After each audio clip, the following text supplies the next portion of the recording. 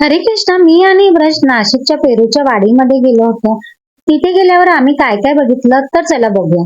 सर्वात आधी आम्ही तिथे पाळणं वगैरे खेळून घेतलं.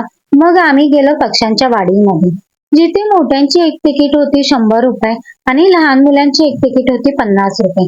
तिकीट काढून आम्ही आत एंटर केलं आणि तिथे झाडावरती एक मोठा सरडा बसलेला बघितला आणि छोटा सरडा माझ्या हातावर दिला.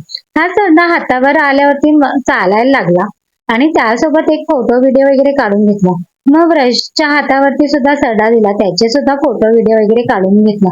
मग गेलो आम्ही पक्ष्यांकडे.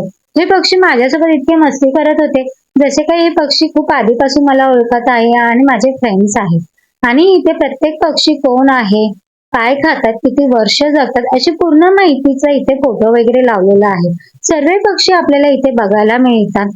कलरफुल पक्षी जे आपण आकाशामध्ये वगैरे बघतो आणि जे कधी बघितलेले नाहीये तसे सर्व प्रकारचे पक्षी आपल्याला इथे बघायला मिळतात. आणि व्रजनेने ह्या पक्ष्यांना घेतलं नाही, कारण त्याला असं वाटलं की हे पक्ष्यांनी चोच वगैरे मारली तर. सरडा शांत बसला होता म्हणून सरड्याला घेतला आणि हे पक्षी चोच मारतील म्हणून पक्ष्यांना नाही घेतलं. त्यानंतर आम्ही तिकडे गेल्यावरती बदकं वगैरे भेटले आणि ह्या बदकांची तर जुगलबंदी चालू होती. मस्त पंख पसरून आलेत, खेळतात, दाणे वगैरे खातात आणि ते बघायला खूप छान वाटत होतं. त्यासोबतच वेगवेगळ्या प्रकारचे सुद्धा पक्षी बघितले आणि बदकं वगैरे पण होते. आणि तिथे ना असे ससे वगैरे होते, म्हणजे लाल डोळ्यांचा ससा, काळ्या डोळ्यांचा ससा, सर्व कलरफुल असे ससे वगैरे बघायला मिळाले. बकरी वगैरे आम्ही बघितली. आणि तिथे ना असं जंगलमध्ये कशी झाडं असतात तसे पेरूंची झाडं होती आणि प्रत्येक झाडाला पेरू वगैरे होते.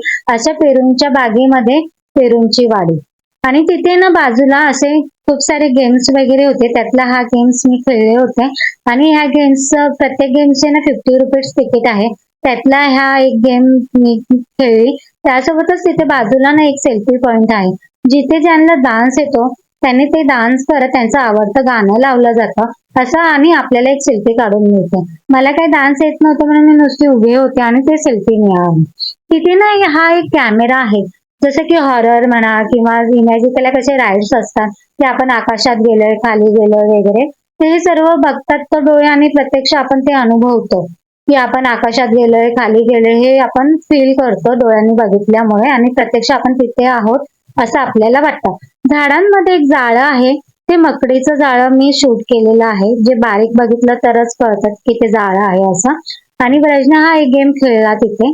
आणि तिथे ना सेल्फी पॉइंट्स होते, तिथे आम्ही छान छान सेल्फी वगैरे काढून घेतले, फोटो व्हिडिओ वगैरे काढले.